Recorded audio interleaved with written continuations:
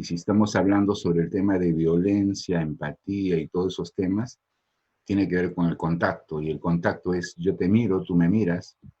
Estos detalles tan simples hacen de que un ambiente se torne violento o no violento. ¿Sí? Cuando yo en una convivencia de familia tengo miembros de la familia que están con el tema del hielo, del silencio, del no mirarse, el tema de la indiferencia, hace que de pronto cada uno de nosotros comience a sentir y experimentar emociones no muy agradables, no muy saludables. Estas emociones no muy saludables hacen de que cada uno hacia el interior comience a experimentar algo que se llama sufrimiento, que se llama dolor, que se llama... cobra bastantes nombres. Independientemente del nombre que le demos, lo importante es que todas estas situaciones van generando una serie de situaciones que tienen que ver con la convivencia poco saludable. Tiene que ver un poco con el tema de la violencia intrafamiliar, una violencia silenciosa. Dice que es la violencia más silenciosa que hay. ¿Por qué? Porque no identificamos esas formas de violencia en nuestro hogar, cómo es que se manifiesta. Y el no identificar eso, hay veces creemos que todo eso que estamos viviendo es normal. Y así lo vive mucha gente. Entonces, todo lo que hay detrás de este fenómeno llamado violencia intrafamiliar, todo aquello de lo cual la gente no quiere hablar, todo aquello de lo cual la gente esconde. Ayer estuve en una consulta con una persona y hablaba sobre su hija, que se había juntado con una persona y esta persona tiene un hijo con ella y sus primeras hijas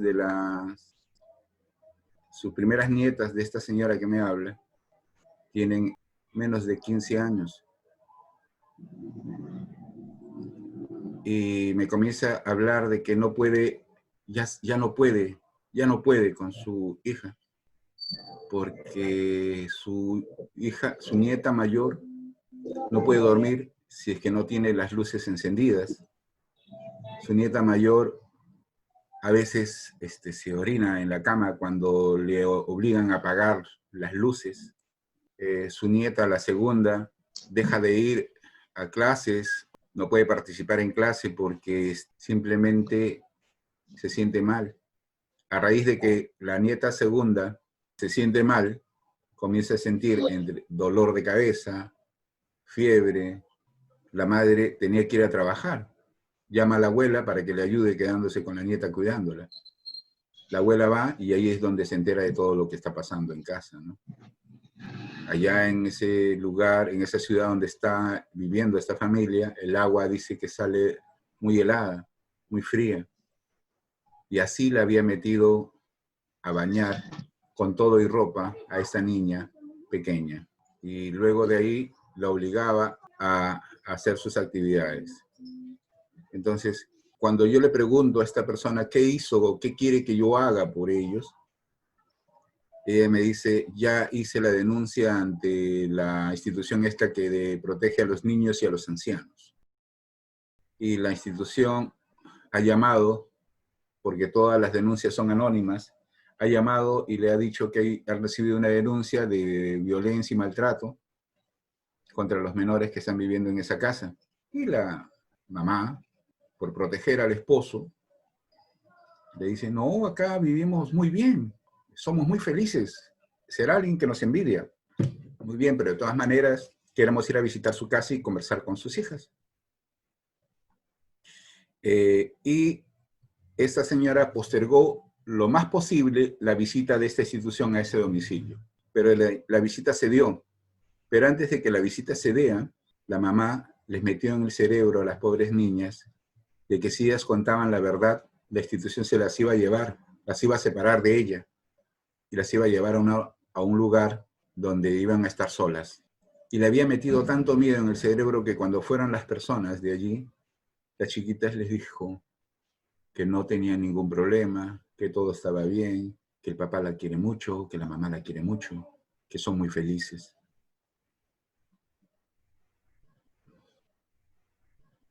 Esa es la violencia intrafamiliar. Una violencia silenciosa, con pocos testigos, donde se dan los peores abusos y los peores maltratos, por diversos motivos, por diversas causas. Y una de las causas es que no nos preparan para ser padres. Y nadie, ningún papá y ni ninguna mamá, antes de casarse, visita al psicólogo. No visitan al psicólogo. La gente se casa y para casarse tiene solamente un criterio. ¿Me gusta esta mujer o me gusta este hombre? Qué bien me habla, qué bonito me habla. Pero nadie se mete a hurgar en la historia. Nadie se mete a hurgar en la historia de cada persona. Y cómo esta historia, luego cuando estén en el proceso de la convivencia, se va a convertir en una bomba, en una mechita que va a desencadenar historias de violencia terribles, disfrazadas bajo celos, disfrazadas bajo lo hago por tu bien. O sea, ¿cuánto tipo de agresión? Yo recuerdo mucho, ¿no? Hijo, te voy a castigar, toma, toma, toma, toma, toma. El primer correazo fue porque se portó mal, pero nadie sabe por qué fueron los siguientes correazos. Nadie sabe. Pero si tomáramos una grabación del rostro de aquel adulto maltratando a ese niño,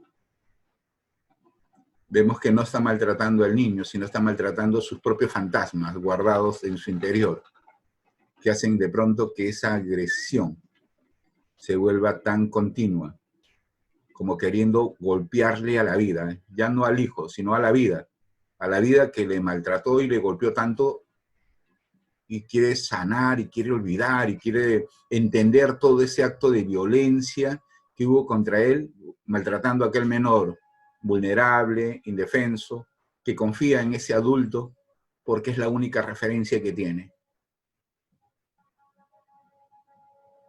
La violencia intrafamiliar, tan de moda, tan de moda.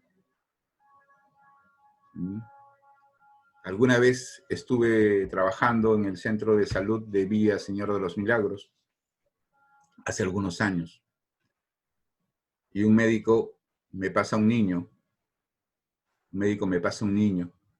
un niño de 4 o 5 años, no recuerdo, que la mamá lo había llevado al médico. ¿Saben por qué? Lo había llevado al médico porque tenía heridas en las nalgas, heridas de quemadura en las nalgas. O sea, la mamá no era consciente de que ese niño había sido violentado, había sido maltratado, había sido agredido, habían atentado contra su salud emocional, psicológica, física. Y solamente era consciente esa madre de que el niño tenía heridas y lo que le asustaba es que quería curarlas.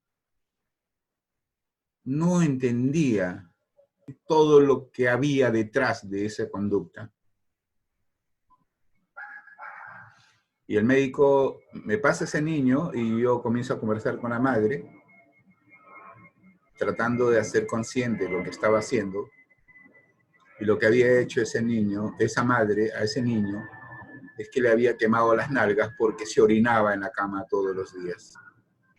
Ya estaba cansada de lavar tantas colchas, tantas fresadas y había malogrado el colchón. Y no tenían plata para comprar otro colchón. ¿Entienden el tema? Violencia intrafamiliar. O sea, la situación es tan compleja, la situación es tan difícil.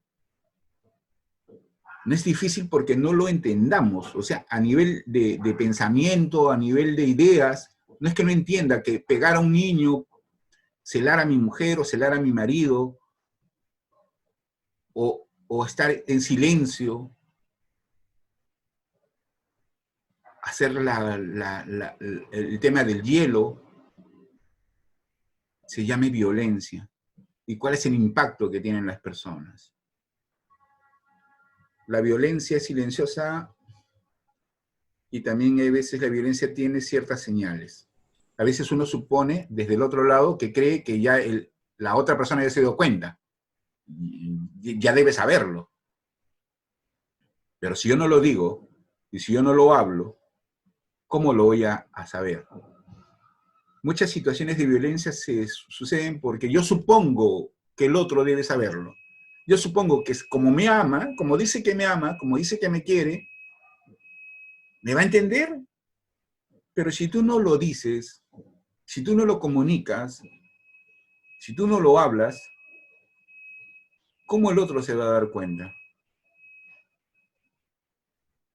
Y ahí viene el tema de la parte subjetiva que hay dentro de un tema de violencia intrafamiliar. Todo lo que hago por el otro, todo lo que hago por él y no me entiende. Y es lo que nos está pasando con el tema de la violencia intrafamiliar. No estamos hablando de ello. No estamos hablando de qué habilidades necesitamos desarrollar para poder superar ese problema. No estamos hablando de eso. ¿Saben por qué no hablamos? Por miedo. No es que está metido tantas cosas. Cuando yo abro ese caramelito y lo destapo, descubro tantas cosas. Ahorita le voy a mostrar un video. Le voy a mostrar un video que se llama Refrigerador Emocional. Pero el tema es que ahí hablo sobre ese tema que está escondido detrás de ese tema de violencia intrafamiliar. O sea, por el hecho de que yo comprenda de que si yo te pego, yo te maltrato, te hago daño, no significa que estoy haciendo un tema de prevenir la violencia. ¿Cuándo preveo? ¿Cuándo prevengo la violencia? Cuando comienzo a trabajar en mí. Cuando empiezo yo, ese nivel de conciencia de que algo me falta, hace que yo me motive a trabajar en mí, en sanar mis cosas, en sanar lo que tengo dentro y en desarrollar algunos recursos y habilidades sobre eso. ¿Cómo interpretamos lo que nos pasa? ¿Cómo interpretamos lo que nos pasa? ¿Cómo trabajo mis pensamientos? ¿Cómo trabajo mis emociones? ¿Cómo trabajo mis comportamientos? Y eso se llama ¿cómo gestiono mis emociones? La gestión de las emociones es muy importante. Es muy importante, muy importante. ¿Cómo manejo la frustración? O sea, no somos como los animalitos que me hiciste algo y ¡plac! Reacciono. Tengo hambre y ¡plac! me como a 5, a 10. Tú estás en la selva, viene el león y le dice, oye, leoncito, no me comas. No, el leoncito dice, yo tener hambre. ¡Plac! ¿No? Y te come, ¿sí o no? ¿Por qué? Porque actúa por instinto. Actúa por instinto. No porque tú eres más fuerte, el primero que te moleste le vas a agredir igual. Tiene que haber un control emocional. Tiene que haber un tema de regulación de las emociones, de la intensidad. Y para eso tengo que educarme. Tengo que participar dentro de actividades que me permitan tomar conciencia de mis emociones, de cómo éstas influyen en mí, cómo éstas me hacen tomar decisiones que a veces no quiero tomar. Entonces, el tema de las emociones es muy importante. Es muy, muy, muy importante. Muy importante tenerlas en cuenta. Entonces, no podemos, ni debemos, ¿no? Dejarnos influenciar tanto por este tema de las emociones. ¿Sí? Debemos aprender a controlar las emociones. Estas emociones no nos pueden controlar a nosotros. No nos pueden controlar. Entonces, eso es importante saberlo. Eso es importante saberlo. ¿El amor puede convertirse en violento? ¿La expresión de amor? Claro. No solamente el amor cuando se expresa como rechazo, sino cuando el amor se expresa con una exageración, ¿no? Ese amor que dice, no hagas nada porque yo lo hago por ti. ¿Y qué hay detrás de esa frase, no? No crezcas, no seas tú, no te independices, siempre estoy yo para ayudarte. Oye, no uses tus piernas, no uses tus brazos, no uses tu boca, no uses tus ojos. O sea, las personas tienen que entender de que la salud emocional y la salud mental es muy importante. Que las personas tienen que entender de que en vez de agarrar y comprarme una ropa de 500, 600 o 700 o 1000 soles, también debo gastar en ir al psicólogo. Así como cuando te duele la muela, tú buscas un dentista por todo lado y quieres quitarte la muela, en vez de haber ido antes y habértela curado y todo lo demás. Igual acá, ¿no? Igual acá. O sea, cuando yo me enamoro de alguien, tengo que decirle, oye, mi amor, ¿tú me quieres? Sí, yo te quiero. Entonces vamos al psicólogo. Vamos a hacer unas 5 o 6 sesiones para conocernos mejor. No, pero si tú ya me conoces, sabes que yo te amo. No, yo quiero conocer tu historia. Yo quiero conocer qué hay detrás. Y el profesional que me ayuda a comprender la historia de la persona es el psicólogo. Y una vez que nos conozcamos, no nos vamos a separar. No quiere decir que ya no estemos juntos porque tengas una historia muy negativa, ¿no? Sino que hay que reconstruir esa historia. Fortalecer aquello que nos junta, aquello que nos une, si es que realmente nos amamos. Entonces, ¿cuán importante es para prevenir el tema de violencia? Para prevenir el tema de violencia, ¿sí? Trabajar sobre ti. Trabajar sobre ti mismo. ¿Sí? Porque hay muchas cosas que tenemos grabadas que no nos ayudan a crecer. Y es importante abrir su refrigerador emocional. Si es que no trabajamos con lo que guardamos en este refrigerador emocional, lo que va a pasar es que nos vamos a meter tanto en el problema y vamos a comenzar a interpretar la vida de una forma tan poco amigable, autodestructiva, que lo que va a hacer es que nos va a desenfocar de nuestro real propósito en la vida. ¿Y cuál es nuestro propósito en la vida? Ser felices. Que al final de los días, lo único que nos preguntamos es, ¿por qué no hice lo que debía haber hecho para ser feliz? Y a veces nos distraemos tanto, ¿no? Yo sé que esto no me va a ir bien, pero sin embargo lo hago.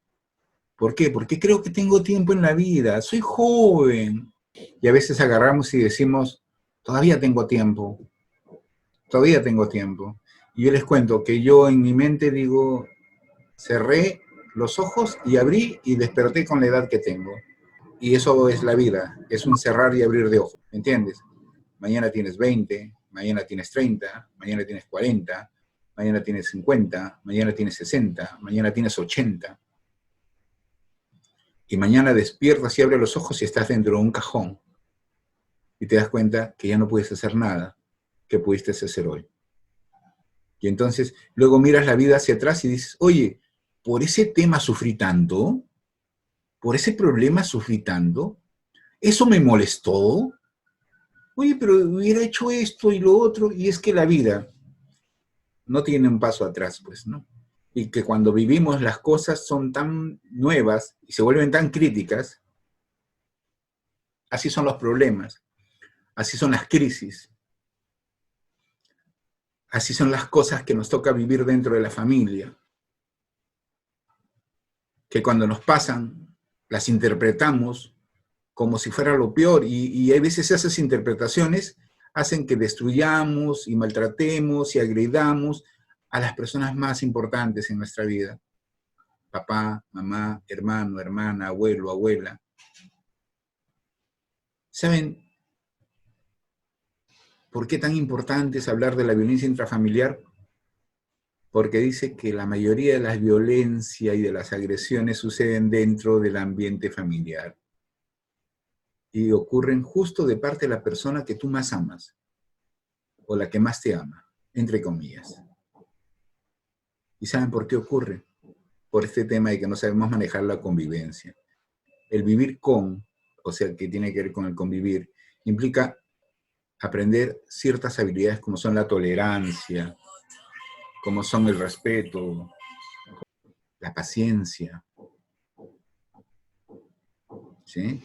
Como es el control y la regulación emocional, como es la escucha activa, hay que aprender a escuchar a la otra persona, como es la empatía de la cual tanto hemos hablado, como es la autoestima. Miren el ingrediente principal que es la autoestima. Entonces, Hay veces, hoy me puedo sentir como me sentía cuando niño en la piscina patera. Siento que me ahogo. Y a nadie le gusta ahogarse. Y en esa desesperación, ¡plan! Un manotazo por acá, ¡plan! Un manotazo por acá. Y agredo a las personas. Y luego creo esas heridas de las cuales nadie habla y se van guardando en ese refrigerador emocional. Y cuando hay una crisis, abrimos ese refrigerador y nos damos cuenta que apesta. Y siento que mi relación contigo apesta. Y siento que no estoy bien acá. Y no me doy cuenta que lo que apesta no es la familia, sino lo que apesta es todo aquello que hemos guardado y no hemos hablado, de aquello que no he dicho. Como hace un ratito decía Sofía, me da pena que se sienta tan feo lo que voy a decir, pero lo digo, ¿no? No, no se siente feo, Sofía. Hay que decirlo. El no decirlo es peor que decirlo. Pero tenemos que ir aprendiendo ciertas estrategias y ciertas habilidades que se llaman asertividad. Hay que aprender a decir las cosas de una forma que tengas en cuenta al otro y también te tengas en cuenta tú. Los derechos del otro y tus derechos. Y hay que aprender a utilizar una palabrita, una frase bien importante que tiene que ver con el para ti y el para mí.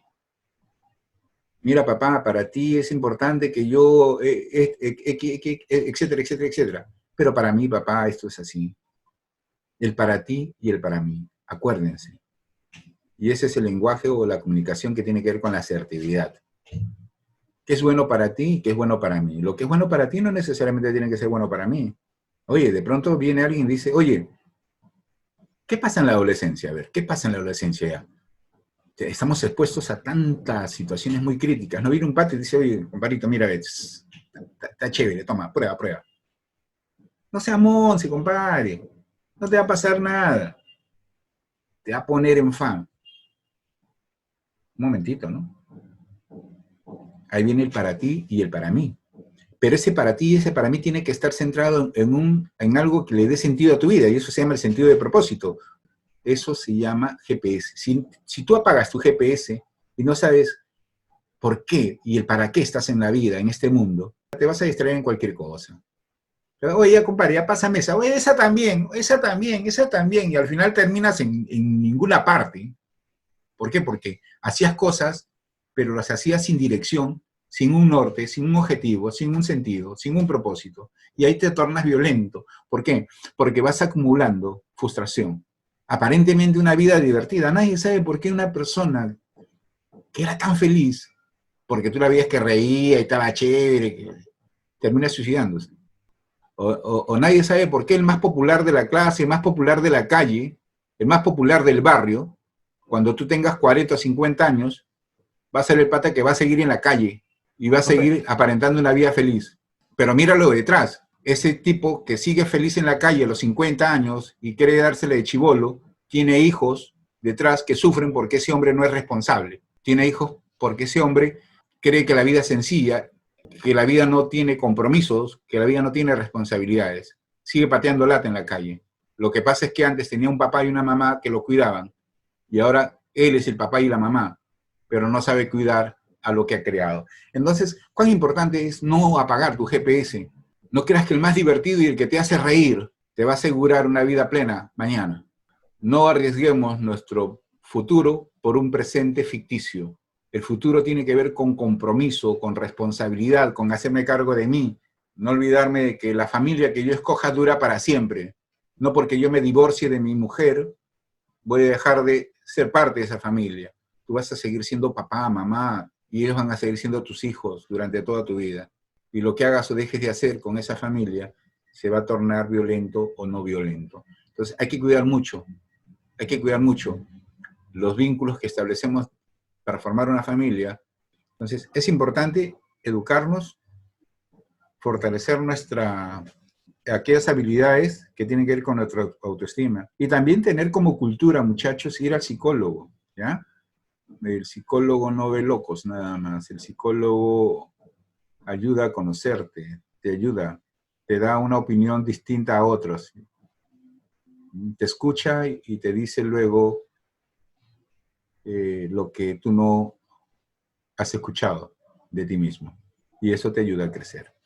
¿Es importante hablar de este tema? Sí, porque en esta época de aislamiento social que nos ha tocado vivir, como hemos podido ver en el refrigerador emocional, estos actos de violencia pueden ocurrir e incrementarse mucho, ¿no? Obligar a tener relaciones sexuales, golpear, insultar, hostigar, ejercer actos de control, entre otros. Prohibir comunicarse a través de las llamadas, mensajes, redes sociales, el uso de internet, pelearse por la computadora, el sentirse no valorado, el obligar a realizar las labores domésticas. A veces el hijo siente que la mamá le obliga todo a mí, todo a mí, todo a mí, y no despertamos ese espíritu colaborativo, ¿no?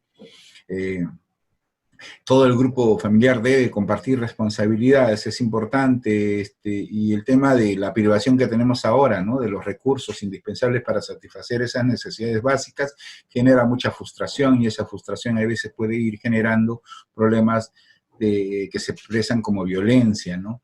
El hecho de, hay veces, prohibir salir del hogar ante emergencias o situaciones justificadas, el no poder ir a ver y visitar a alguien, y sentir eso que es prohibido, ¿no? Mi padre está enfermo, no puedo verlo por este tema, etcétera, etcétera, ¿no?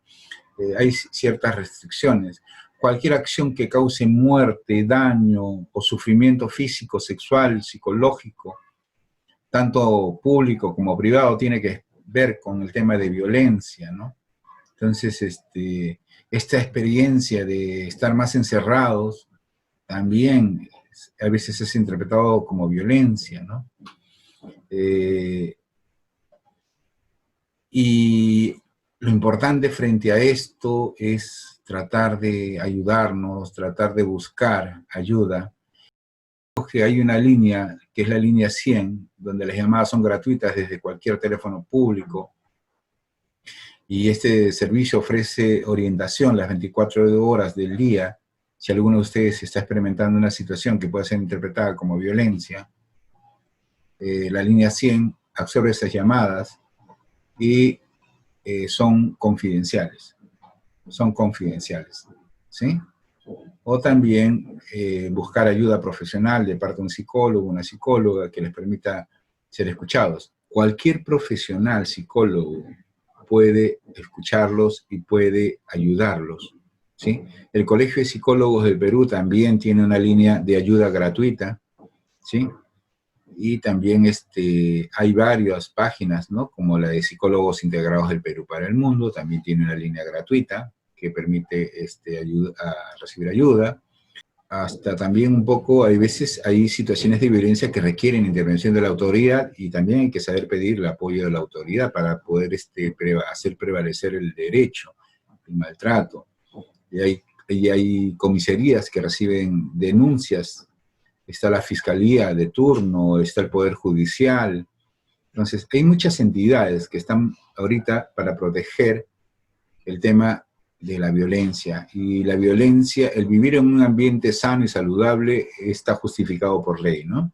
Entonces, ya existe una ley que previene y sanciona la violencia, que es la Ley 3036-4, para prevenir, sancionar y erradicar la violencia contra las mujeres y los integrantes del grupo familiar. Sigue vigente durante todo este periodo de emergencia.